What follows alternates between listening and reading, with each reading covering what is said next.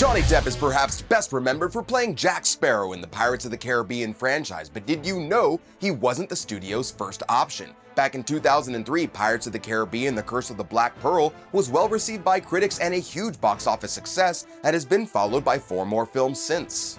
It's hard to imagine anybody other than Johnny Depp playing the part, but as with most popular characters, there were many other scurvy dogs considered for the role. I'm Greg Elliott with Screen Rant, and here are all the actors who almost played Jack Sparrow in Pirates of the Caribbean. What kind of monster are you? The Wolverine.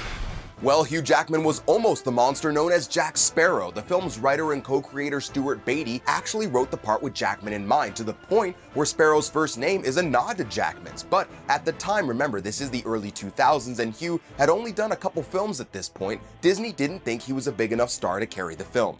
They were then interested in Matthew McConaughey because they thought that he resembled Burt Lancaster, the inspiration for the original script's version of the character, but that didn't pan out either. But I'm sure that Matt would have thought it'd have been a lot cooler if they did. After Jackman and McConaughey didn't work out, the role was then offered to none other than our favorite dumb, lying, mask-wearing pet detective cable guy, Jim Carrey. It wasn't me. It was the one-armed man. Nope, it was actually you, but you had to turn it down because you were too busy playing God. Yeah, the shooting schedule for Pirates of the Caribbean clashed with Bruce Almighty, so unfortunately, the chances of an even zanier Jack Sparrow went right down the toilet. Now you want to get nuts?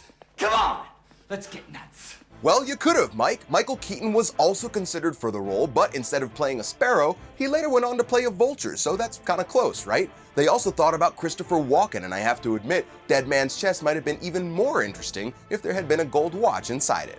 And there was actually a time when the studio wasn't sure whether or not to release the film in theaters or direct to video. Remember, it was based off of a theme park ride and the pirate genre hadn't really been successful in years. Remember Cutthroat Island? Yeah, me either. Well, at that point, they were also considering Rick Mayall, the guy from Drop Dead Fred, as well as Carrie Elways, who for what it's worth, did already have some experience playing a swashbuckler in The Princess Bride.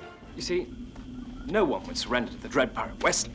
But the most surprising one of all is that Robert De Niro was offered the role, but he declined because he didn't think it would do well. Well, he was proven wrong, so he later took the role of Captain Shakespeare in Stardust, which did okay, but not quite on the level of Pirates of the Caribbean, but it did give us this.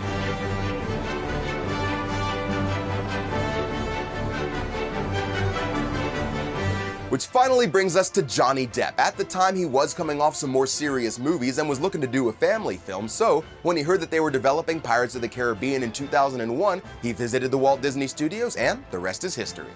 If any of the other actors would have been more savvy as Captain Jack Sparrow is something the world will never know, but I would love to see a Jim Carrey Pirates of the Caribbean deepfake if any of you landlubbers want to make that happen, alright? We hope that you like this look into what might have been, and keep coming back to Screen Rant for more what ifs. I'm Greg Elliott, and it's time for me to walk the plank. See ya.